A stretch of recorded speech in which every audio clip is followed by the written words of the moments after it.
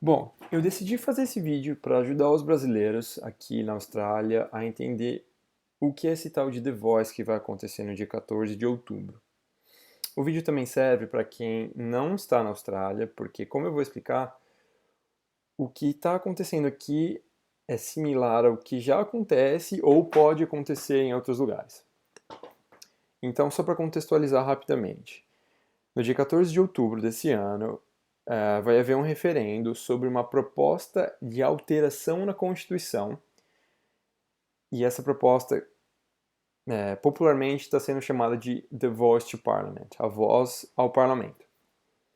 Então, essa voz seria um órgão aconselhador, em tese, formado por indígenas australianos, porque, supostamente, eles são oprimidos desde a colonização e eles não têm voz ativa no país.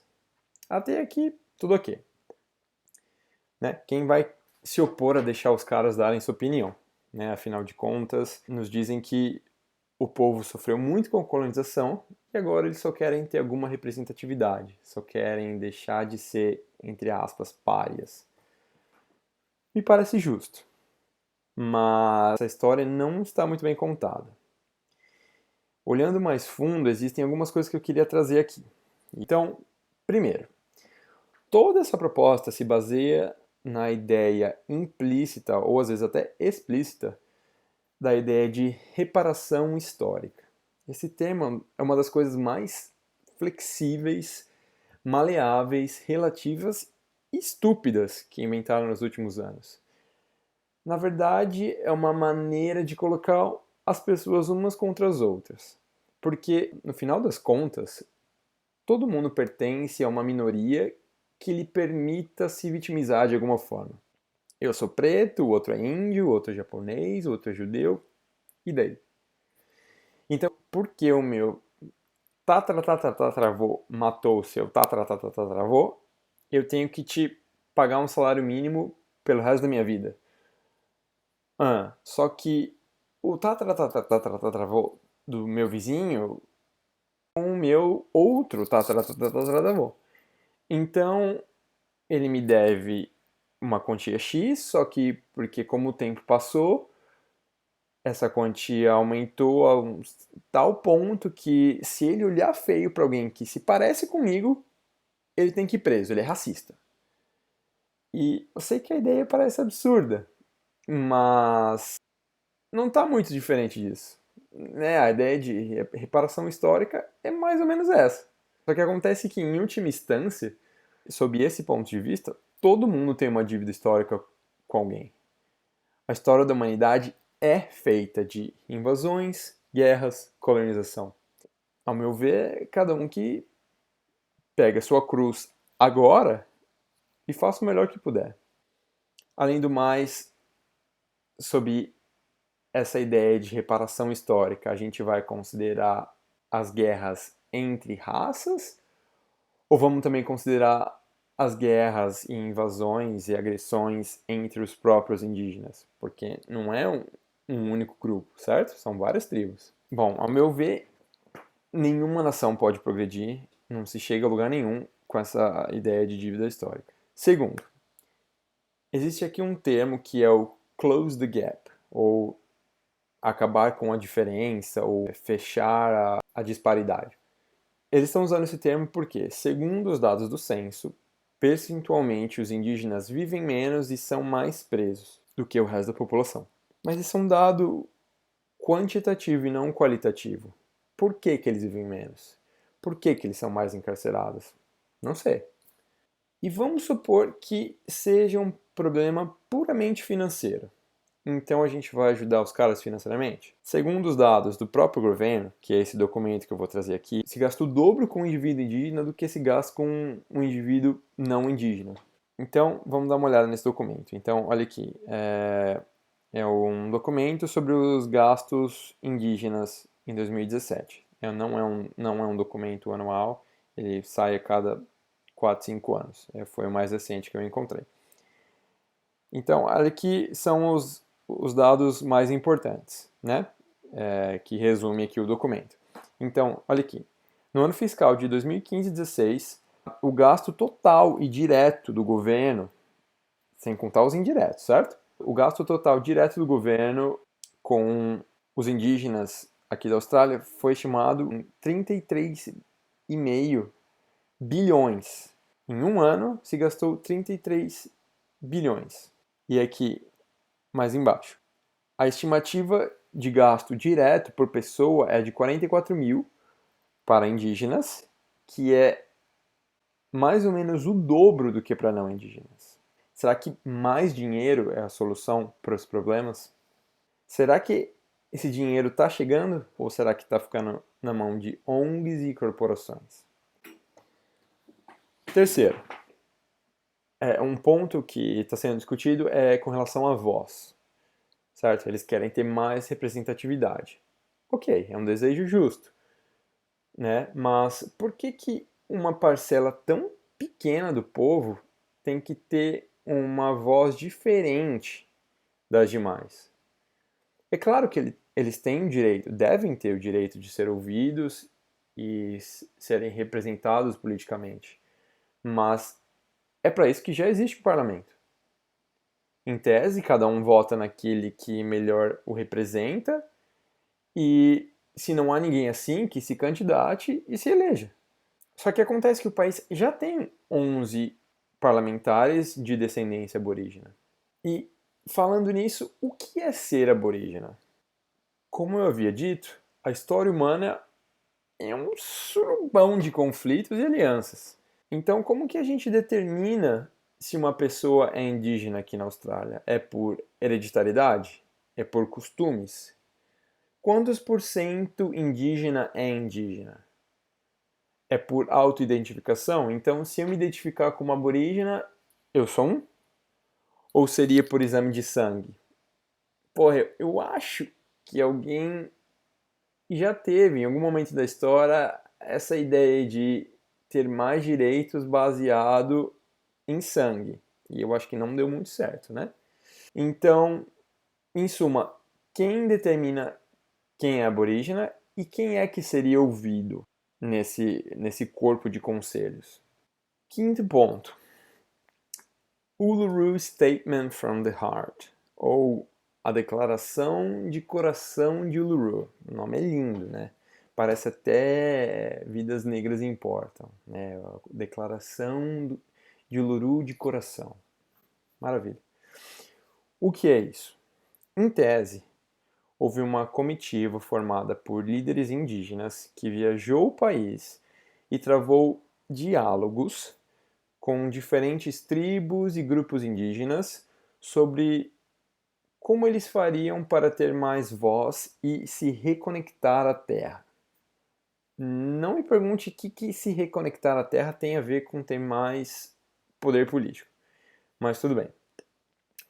O resultado desse diálogo é o que virou esse Uluru Statement from the Heart, e esse documento é que é a base para a proposta de alteração da Constituição. Entender esse documento é fundamental para entender o que é a voz, porque foi a partir dele que surge a proposta de alterar a Constituição. Então, eu queria levantar aqui algumas questões com relação ao documento. Primeiro, quem escreveu esse documento? Não tem autores claros. Quem escolheu esses autores como representantes do povo aborígena, ou dos muitos povos aborígenes? Segundo, será que esse documento representa de fato o desejo dos povos aborígenes? No próprio documento, na página 2, as nossas primeiras nações são extraordinariamente diversas em cultura, vivem em lugares completamente diferentes e falam línguas diferentes e muitos dialetos. Ou seja, não é um povo só, são vários, ok? Será que esse documento representa a visão de todos os grupos, todas as tribos? Então eles admitem que são muitos povos e muitas línguas, mas será que eles têm a mesma vontade? Será que eles têm a mesma opinião e visão sobre tudo simplesmente pelo fato deles terem descendência indígena? Então é o DNA que determina tudo? Terceiro ponto. As principais questões tratadas nesse documento são reparação, reconhecimento, que eles usam a palavra sovereignty, e falar a verdade. São 3 principais pontos. Então vamos falar sobre essas coisas. O que elas querem dizer? Bom, a gente já falou sobre dívida histórica. Mas o que seria sovereignty? Então, se a gente olhar aqui no dicionário, sovereignty,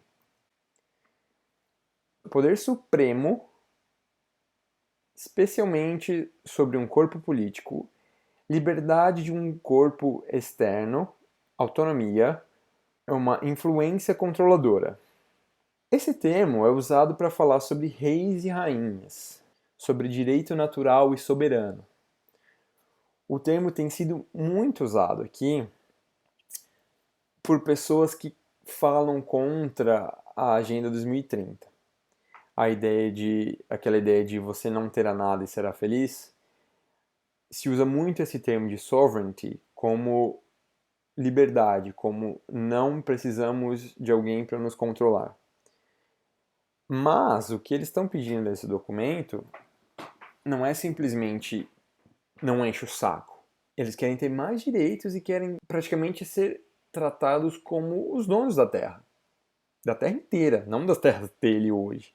São do país inteiro. Ao meu ver, esse documento clama por uma formação de uma oligarquia racial, de um grupo que paira acima das leis e da ordem baseado simplesmente em raça. E aí vem o terceiro ponto, que é falar a verdade, que é o terceiro ponto principal desse documento. O que eles querem dizer com isso? Eles querem, pelo que eu entendi, basicamente fazer a caveira da colonização inglesa, dizer que houve matança e brutalidade. Ok. Até certo ponto é verdade. Houve matança e brutalidade, como em qualquer colonização. Mas como será que foi a recepção também, né? E qual o tamanho da contribuição britânica para o desenvolvimento de um país que sequer existia como nação antes? Então, quarto ponto sobre o documento. Bom, na página 19, o documento diz o seguinte, em português. Em relação ao conteúdo, os diálogos discutiram se um tratado poderia incluir uma voz apropriada em tomada de decisões, estabelecimento de uma comissão da verdade, reparações, estabelecimento financeiro, tal como uma parcela do PIB, resolução de terra e águas, problemas de recursos naturais, reconhecimento de autoridade e de lei. Será que só eu vejo um problema com isso? Então eles estão considerando fazer leis, tomar decisões, ter acesso aos cofres públicos, formar uma comissão da verdade. Quem já leu 1984 e sabe mais ou menos o que se passa com essa coisa de fake news e da tentativa dos governos de se autoproclamar juiz da verdade e censurar as fake news, entende qual é o problema de um Ministério da Verdade. E eles querem resolver disputa de terras. Legal. Falando nisso, vamos dar uma olhada em 2 matérias sobre o assunto. E a primeira é um dono de terras desse lugar aqui em Western Australia, WA, corre risco de ir para a cadeia por construir uma passagem em cima do riacho que é, em tese, uma quebra da lei aborígene nova daquele estado. Então ele está correndo o risco de ir para a cadeia, além da multa que ele já tomou de $20 mil por ter construído uma ponte sobre o riacho dentro da sua propriedade. Essa penalidade aconteceu por conta dessa lei aborígena que eu mencionei no estado, que impede a pessoa de fazer o que ela quiser porque viola as tradições aborígenas dentro da própria terra. A segunda matéria, olha aqui. Se trata do veto de uma tentativa de tomar terras avaliadas em $100 milhões em Sydney, porque um grupo aborígena decidiu que aquele pedaço de terra lhe pertencia. Agora, foi o veto, ok? A prefeitura decidiu que não. Agora, imagina se eles tivessem o poder de resolver os conflitos de terra baseado nesses 2 exemplos que eu dei agora. É o fim da propriedade privada. Tudo pode ser objeto de discussão com base na desculpa de dívida histórica ou de respeito às tradições. Quinto ponto. Então, o documento está baseado em ideias vindas da ONU, está recheado de citações da ONU e fala o tempo inteiro em justiça social. Para resumir, no meu entender, esse documento está pedindo para a formação de uma lei e um Estado paralelo e superior à lei e o Estado australiano, destinado somente aos indígenas, sejam eles quem forem, que então poderão fazer o que quiser em nome dos seus costumes e do sofrimento dos seus antepassados. Sexto ponto sobre a proposta do The Voice. Thomas Mayo, queria falar sobre esse cara aqui, ó. Ele é um dos signatários do Uluru Statement, do documento, e é uma das principais vozes de propaganda do sim, certo? O referendo pergunta simplesmente, você aprova, quer que essa mudança da Constituição vá adiante? Sim ou não? É isso. Então, ele é uma das principais pessoas fazendo propaganda para o sim. Ele é um ativista da, entre aspas, causa indígena, escreveu alguns livros e artigos sobre sempre o mesmo tema, opressão e racismo histórico. Algumas fontes dizem que ele nasceu em Darwin, outras que ele nasceu em alguma ilha em torno da Austrália, mas eu não achei nada no site dele. Alguns sites dizem que ele tem descendência filipina e judia. Ele não desmentiu isso. Eu não achei em nenhum lugar ele desmentindo isso. Ele simplesmente falou que as pessoas são racistas. É isso. Ele não disse que é mentira e não provou que é mentira, principalmente. Ou seja, ele não é um aborígena e não me parece que ele está preocupado com as injustiças dos seus outros antepassados, por exemplo, dos judeus. Ele escreveu, por exemplo, um artigo aqui num livro, esse livro aqui, What Happens Next. Esse livro fala sobre o mundo pós-Covid e olha só como é que o livro é apresentado. Dá uma olhada aqui, ó. Muito antes do que aconteceu com o Covid, um reset pelo bem-estar das pessoas e do planeta já era necessário. Então ele escreveu um artigo para esse livro aqui. Olha aqui, ele está falando sobre racismo. O título é Eu escrevo enquanto os meus filhos roubam carros. Ele diz que isso é o que as pessoas pensam. Então olha aqui o que ele diz. O tipo de pessoa que tem a ignorância tão profundamente enraizada e para ele é uma surpresa que essas pessoas não simplesmente seguirem umas às outras em direção a um penhasco. Por que essas pessoas não deveriam ser extintas? Ele quer extinguir os racistas. A gente sabe quem que essas pessoas chamam de racista. Ainda sobre ele, eu quero trazer umas coisas que ele falou. Deem uma olhada nesse vídeo aqui, ó, com esse título, e vejam o que ele disse, ok? Ele deu uma entrevista falando sobre e se referiu aos seus irmãos comunistas e disse que a ideia do The Voice é o primeiro passo e que deverá unir os políticos que não ouvirem seus conselhos. Então não é só um corpo de aconselhamento. Não é o que eles estão dizendo. Sétimo ponto. O primeiro-ministro. Enquanto isso, o primeiro-ministro Anthony Albanese, que também faz campanha para o sim, continua batendo na tecla de que o Uluru Statement, uma página. Então, pô, peraí, os caras se reuniram para discutir o que eles querem. Comentei, sei lá quantos signatários e só uma página. A versão que eu li tem 26, porque tem alguns gráficos, mas certamente, independente do tamanho da fonte, é impossível que o documento só tenha uma página. O primeiro-ministro simplesmente não sabe o que ele fala ou está mentindo para esconder o real propósito da ideia. Ele diz que a proposta é inofensiva, que é só para dar mais legitimidade aos indígenas, mas será que é preciso mudar a Constituição para isso? Será que para pedir o conselho dos indígenas não bastaria simplesmente ir até eles e perguntar o que eles acham? Oitavo ponto, sobre o primeiro-ministro, assistam esse vídeo aqui, ó. Ok, oitavo ponto. Como eu já mencionei, além de toda a fraude, todo o mistério que circunda a respeito, a proposta não faz sentido em si. Porque ela diz que vai ser uma ferramenta para algo cujos meios já existem. Já existem 11 parlamentares de descendência aborígena e mesmo entre eles as opiniões são diferentes, porque não é a raça que define a sua vida.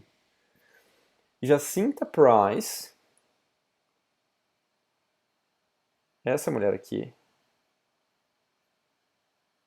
e a Thorpe, são dois exemplos de parlamentares descendentes de indígenas que são contra a voz.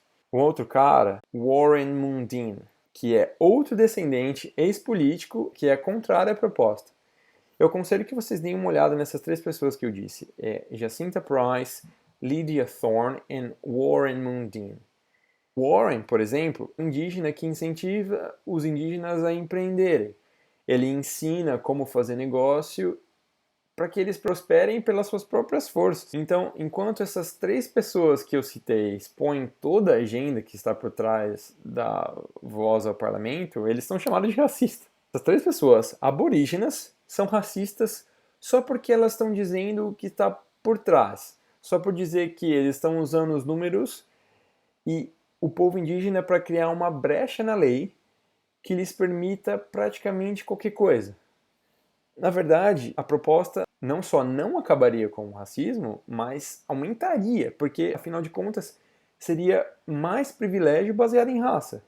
Se eu tenho que trabalhar e um cara do meu lado pode simplesmente receber uma mesada só por causa do sangue dele, isso cria uma rivalidade. A Austrália é uma grande miscigenação. Se for separar por raça, isso aqui vai virar uma guerra. Nono ponto. Patrocinadores e apoiadores. Deem só uma olhada em quem doou dinheiro para a campanha do Sim.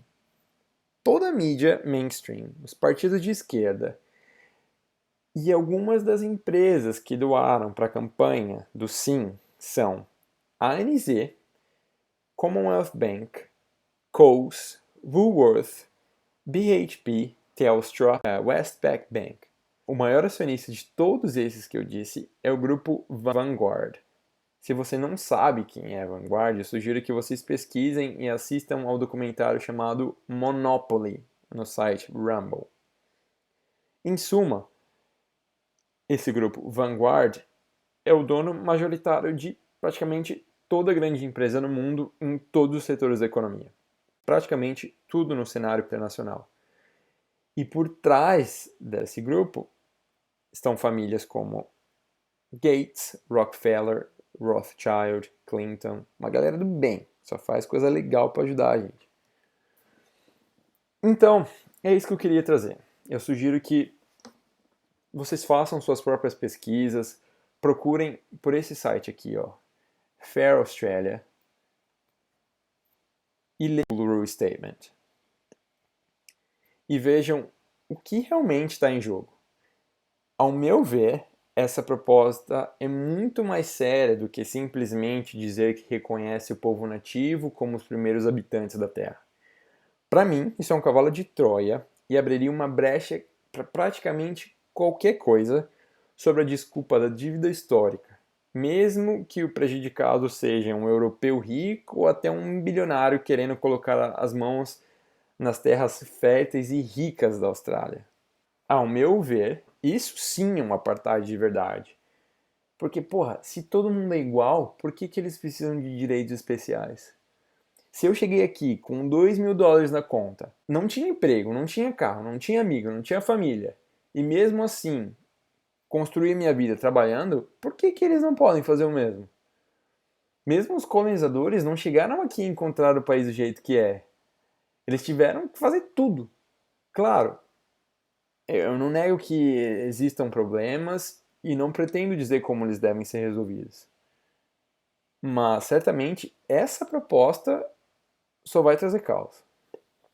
Como eu disse, já existe um aparelho gigante para ajudar os indígenas, já existe um assistencialismo absurdo nesse país.